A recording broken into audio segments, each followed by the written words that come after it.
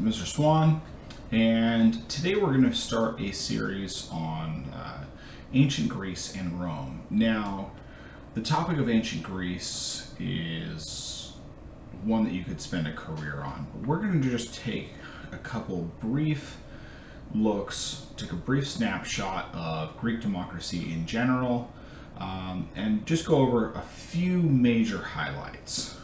This is not going to be an in-depth look at ancient Greek society. We're going to be looking at an oversimplified version of Greek democratic structure, and just taking a really brief look at the birth of democracy.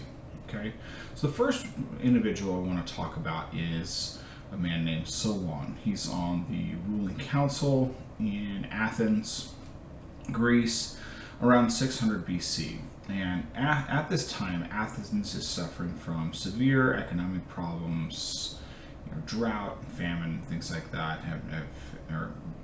Drought and some other things have caused Athens to fall into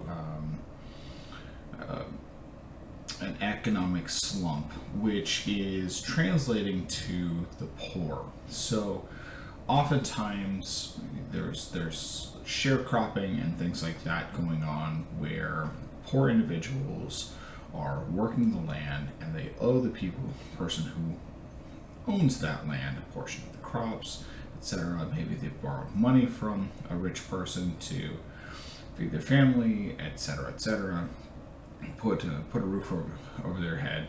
And there's a lot of impoverished people.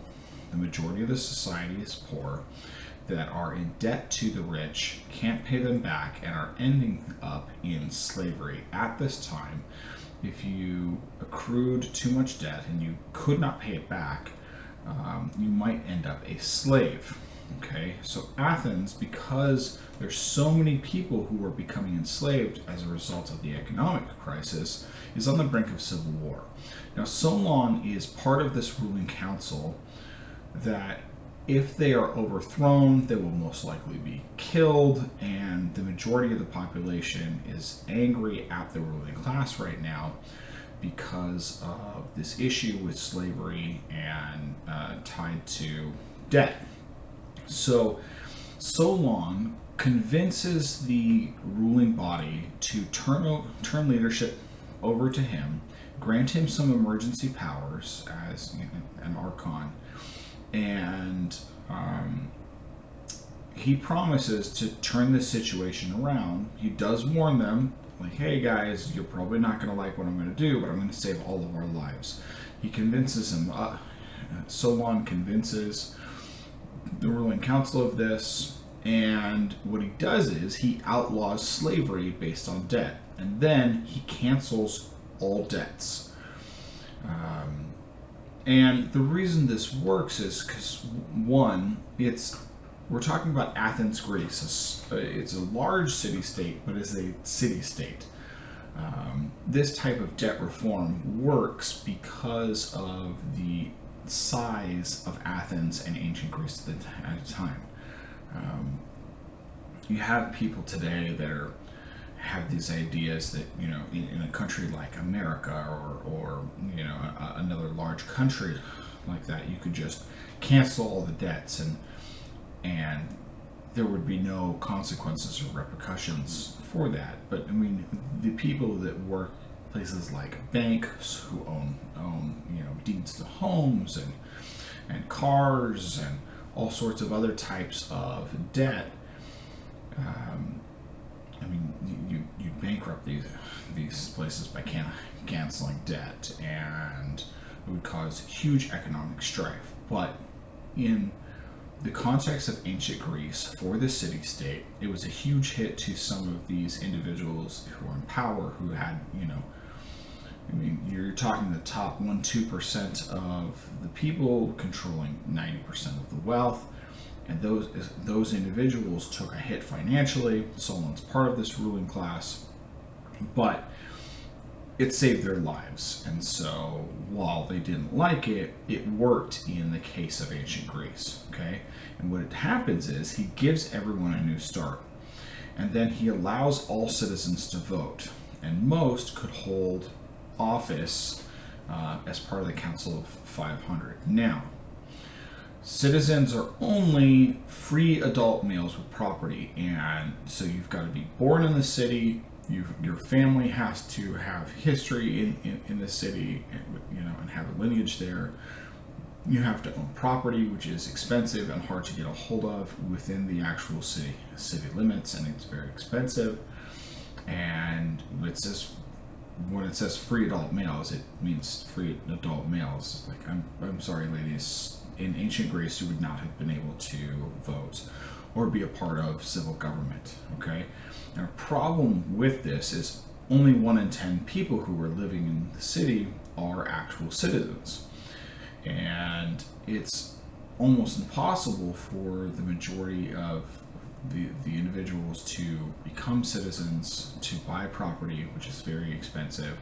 And then even if they are able to hold office, at this time, none of the Council of 500, the people who are actually holding office, get paid anything. And so, unless you are enormously wealthy and you can just go without a paycheck for a long period of time, the service and in government is not really an option for people. So there are a couple reformers that come after Solon. Cleisthenes in 508 BC picks up where Solon leaves off about 90 years later, and he actually he convinces the council to allow almost all adult males to participate in government. And he is regarded as the father of democracy, not only in Athens, but for the whole world, because he expands democracy out from just the ruling super ultra wealthy elite to allowing almost all adult males who are free individuals to participate in government and vote on things. Okay, here's Cleisthenes, and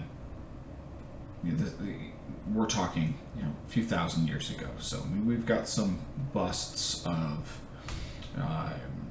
ancient Greek leaders, but this is the majority of the images that we have left. Okay, then we've got a side note. And then we're going to talk about another leader. Okay, so Persia is the dominant world power in the world at this time. Okay, the Babylonian Empire, the Persian Empire is what we're talking about, and this empire stretches across Turkey to India. In modern day terms, I mean, large, expansive empire that is the most dominant, powerful empire in the region. And the Persian Empire is continually trying to expand their territory into the Mediterranean area, and it ends up attacking Greek city-states. Okay, it says Greece here. Greece is not a unified country at this time. It's a series of different city-states that are all trying to protect themselves individually and their interests. Okay, and so the Persians attack a few times, and what Athens does is the city-state of Athens, they band together a group of other city-states to fight against the Persians, and the alliance that is formed is called the Delian League. Athens is at the head of this league, and it provided them some safety and security against this Persian threat.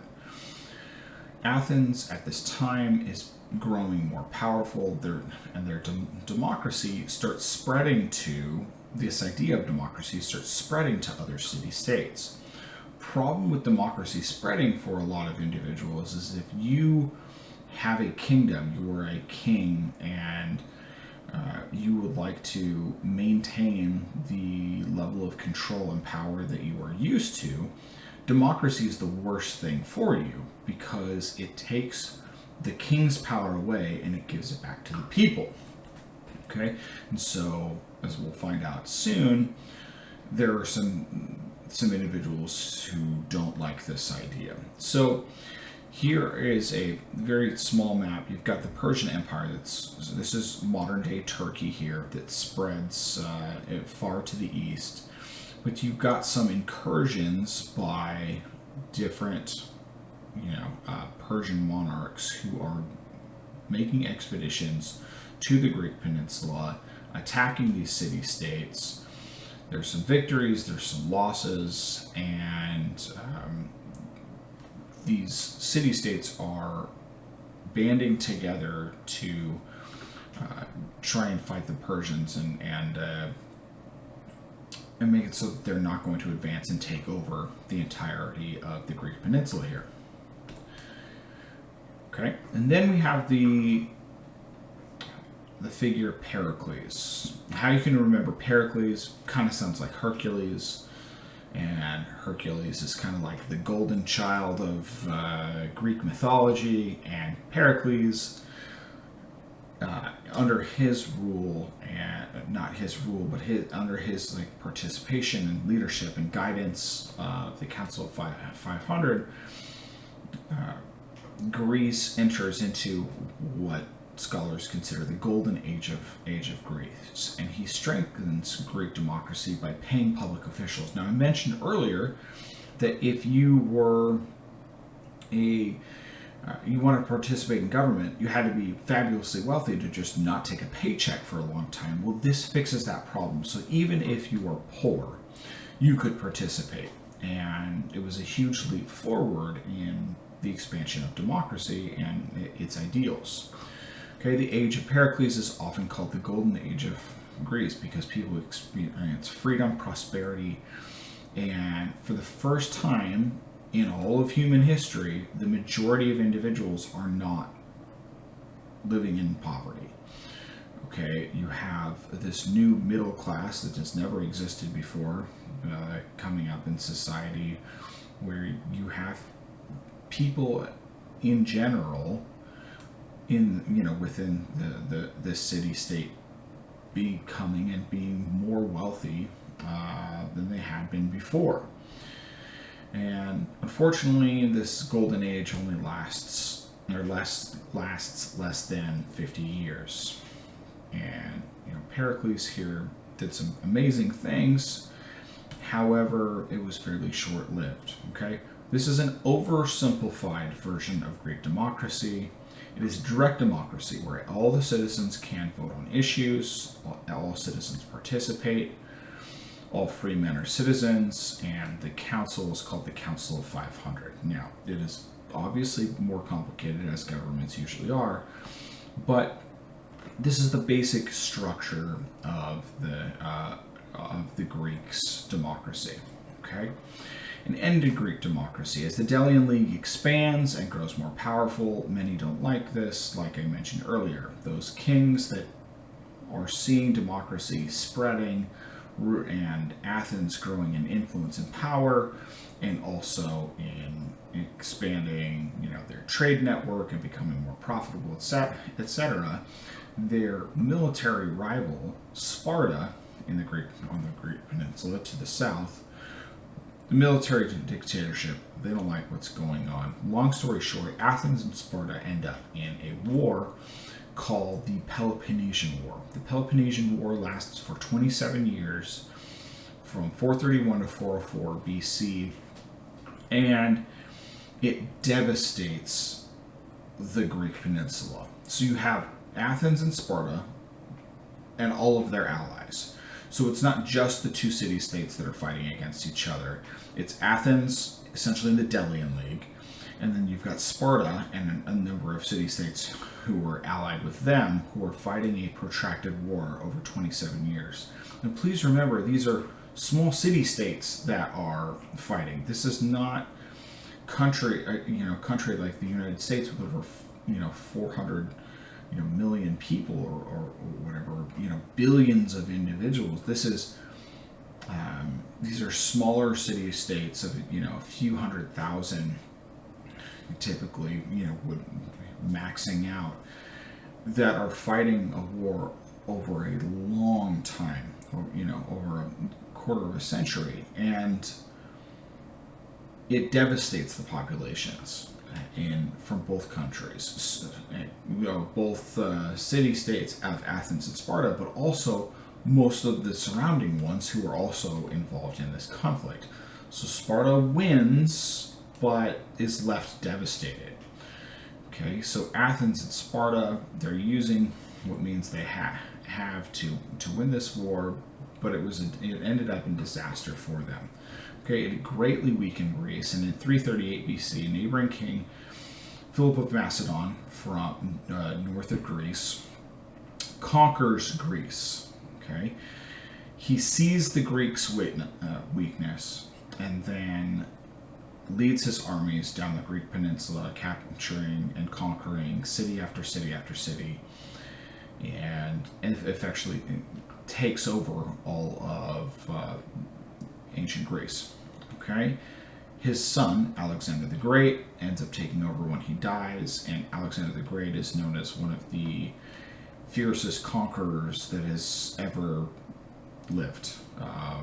Brilliant military general, strategist, courageous, etc. Committed atrocities as well, but he's lauded as one of the most brilliant military minds ever. Okay, just very, very brief map. I want to cover just a couple main things. So in the green here, you've got Sparta and their allies. In this orangish color, you've got Athens and theirs. Now, Athens is the major sea power, and as you can see by some of their allies, you've got a lot of naval power there. Sparta is by far the most dominant and has some of the fiercest warriors on the planet, especially for fighting on land.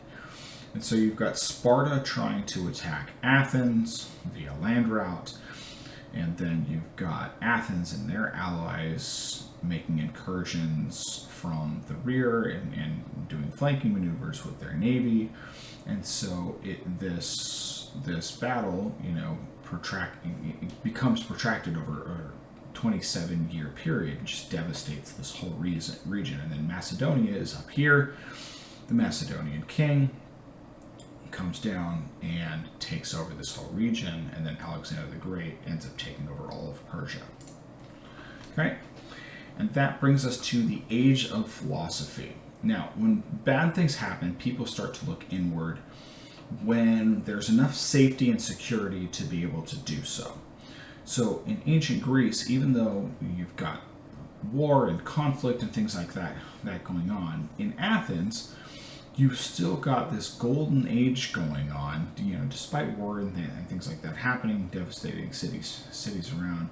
You've got enough safety and security during this time period, especially under Pericles, that people start to look inward and start thinking critically about the world around them. And there's a number of great thinkers that pop up. There's three main philosophers and then one main group. Okay. So these individuals, these great thinkers, are called philosophers. Philo is the Greek word for love of, or love, and Sophie is the Greek word for wisdom. So philosophers means lovers of wisdom. Philosophers begin to doubt the existence of their gods. I have discussed why, because I normally do this in class, and I have students discuss this, but the conclusion that we come to most of the time is, one, during protracted conflict, no one's gods end up showing up and actually doing anything, but also that they start looking at observable phenomena and things that had been explained away as well. The gods just, willed it to be that way. They start figuring out scientific reasons for some of these things, and so they begin to doubt the existence of the Greek pantheon. And they're using observation and reason to determine why things happen. And it's out of these philosophers' teachings that after the Dark Ages and in the Renaissance, when their teachings are rediscovered, you have during the Renaissance and this rebirth of art and culture, you also have the development of the scientific method that, in a large part, comes out of these philosophers' initial thinking and the way they started critically thinking and looking at the world. Okay, and they seem to see the world as governed by laws and principles that are observable and repeatable, and you could, show them working over and over again, like gravity. Again, this ties into, the modern scientific method and its development. You can see how the idea that you observe over time to figure out the way the world works could lead into the scientific method as we know it today, okay? And paves the way later for modern science. And it also leads to debate on ethics, moralities, standards of human behavior, but then it's also taken to systems of government. Why should we have one form of government or another? Why is killing wrong? Why is anything wrong? And starting to look deeply into the human experience to try to figure out patterns of behavior, why things are right or wrong, and some objective truth. Now, these philosophers, the three main ones, are Socrates, Plato, and Aristotle, and each subsequent one is the student of the former. So Socrates teaches Plato, and Plato teaches Aristotle.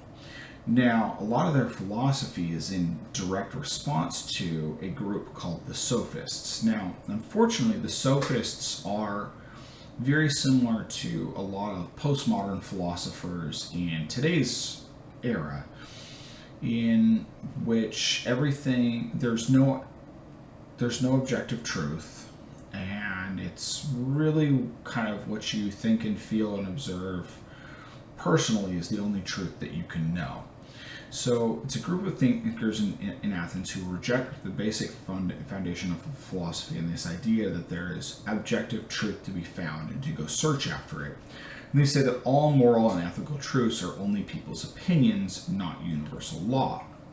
So instead of searching for truth, they say that success is what matters most. So it's personal fulfillment, feeling good, success for yourself personally, or in today's terms, maybe it's like finding personal something that fulfills you personally or gives you a sense of purpose is what matters most. And that could look very altruistic, but there's nothing objectively true or real outside of the individual that is giving a real purpose to one's life. Okay, Socrates rejects this, as does Plato and Aristotle, though Plato is the most extreme, Aristotle's is the moderate, and that carries through Aristotle's philosophy. So the first of these great philosophers, unfortunately, he didn't really write anything down, and we only know about him through Plato's writing, but he pioneers the idea of self-learning, and he would ask people a series of deep questions such as, what is the most important thing? What is the greatest good? And his method of teaching was essentially this. He considered himself the expert and essentially the sage for which he had found some deep truth. And he believed the best method of teaching that truth to another person was to ask them a series of probing questions that would lead them to the conclusion that he himself had come to. And this expands to Plato's way of doing things, when Plato says that, well, there's only one perfect thing of everything, this idea of the forms. We'll get to that in a minute. So if he's asking what the greatest good is, he would ask a series of questions that would lead you to the same conclusion that Socrates himself had come to. And it is why do you think that? And well, what about this and what about that, and how about thinking about it this way? Have you considered this? It's kind of like a toddler when you're talking to them, and they're at that stage when they don't know when to stop asking questions and don't know how to read social cues, and they're continually probing for more information, to the frustration of their parents sometimes. It's doing that to the extent that he irritated a lot of people. He's the brunt of some jokes that still survive today. You've got a play written by, I believe it was Aristophanes, that called The Clouds, that it's a play about Socrates' head being up in the clouds, and it is a very, very funny play, and it was played while he was still alive, and this is one of the only forms of entertainment at the time. So you can imagine you go to a play or a movie and it's the only one in your entire city that's playing and everyone's talking about it, and you show up and it's the entire thing is making fun of you. That's kind of the situation here.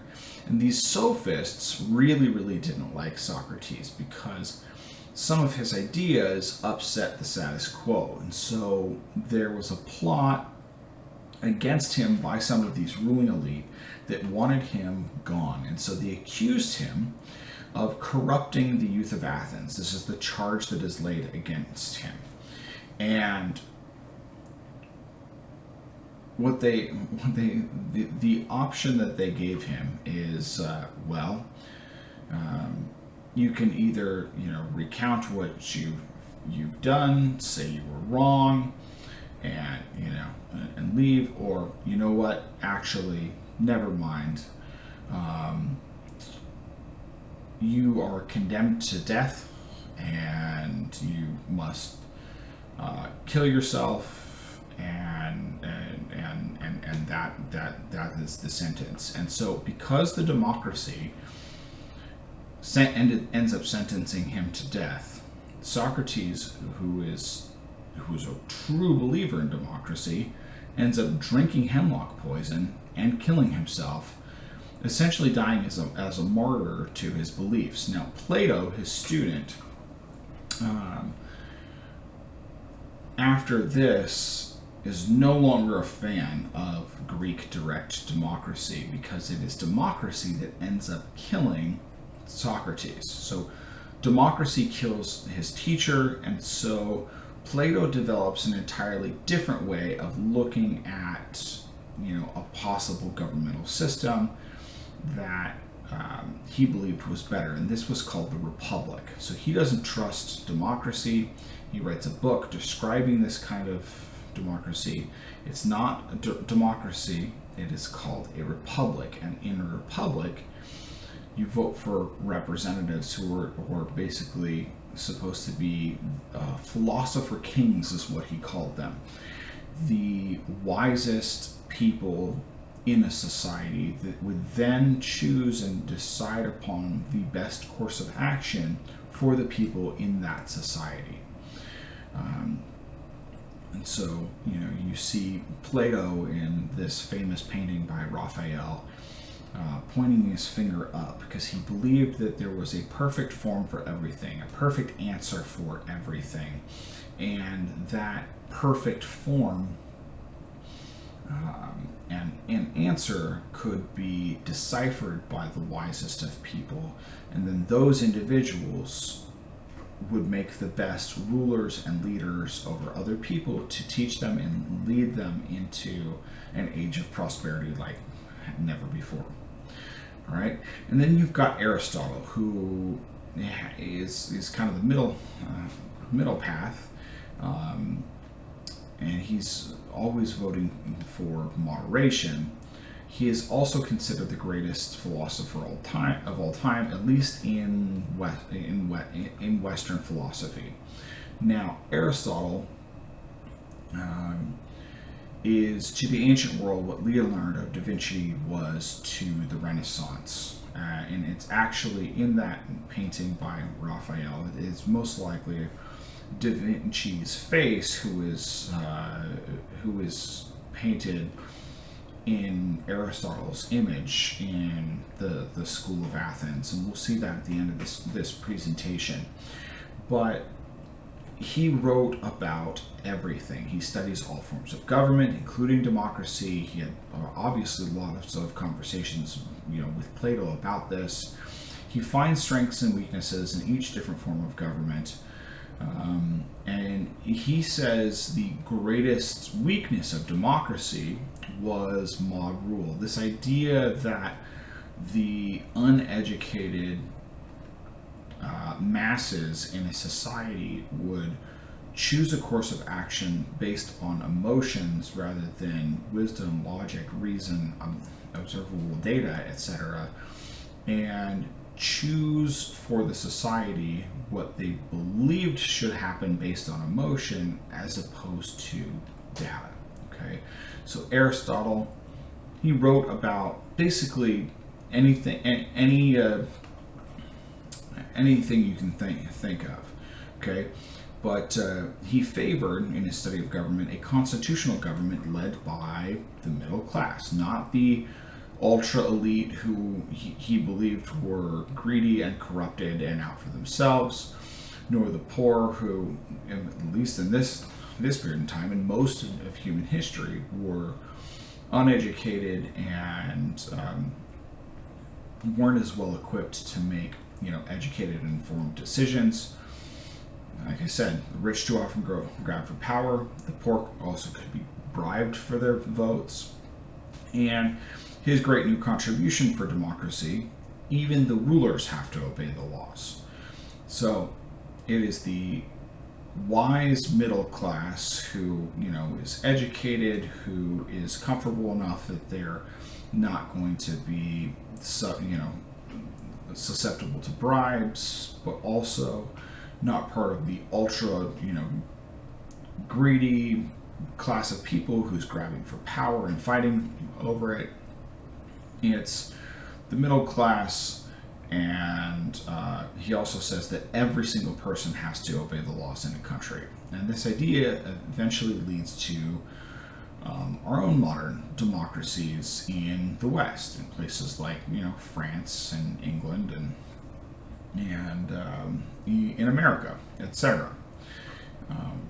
A lot of the ideas from these philosophers, so the stuff from the Republic, stuff from Aristotle, was taken into consideration and read and used by leaders of these movements during the late 1700s, early 1800s. You have what is called the neoclassical period, where it was fashionable to read things from Aristotle and from Plato, etc. And the concepts and ideas that they had put forward thousands of years before were used in the actual creation of and resurgence and rebirth of democracy thousands of years later.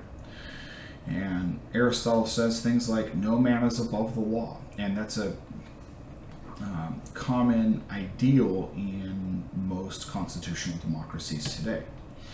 And like all philosophers, he's asking what is the best way to live. And for him, it's moderation, staying away from extremes.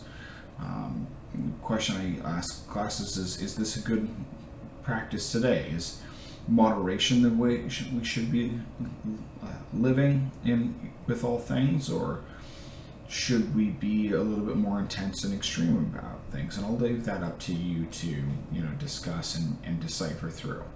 Aristotle, he's considered a genius. He wrote about just about everything: politics, biology, ethics, literature, logic, etc., and is one of the most brilliant people of all time.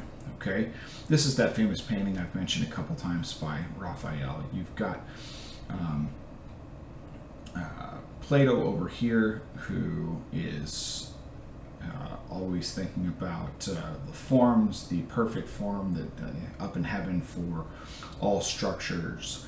And then you've got Aristotle with his hand in the center, the middle path, who is more grounded on earth and trying to observe as much as he possibly can from the world in which he lives.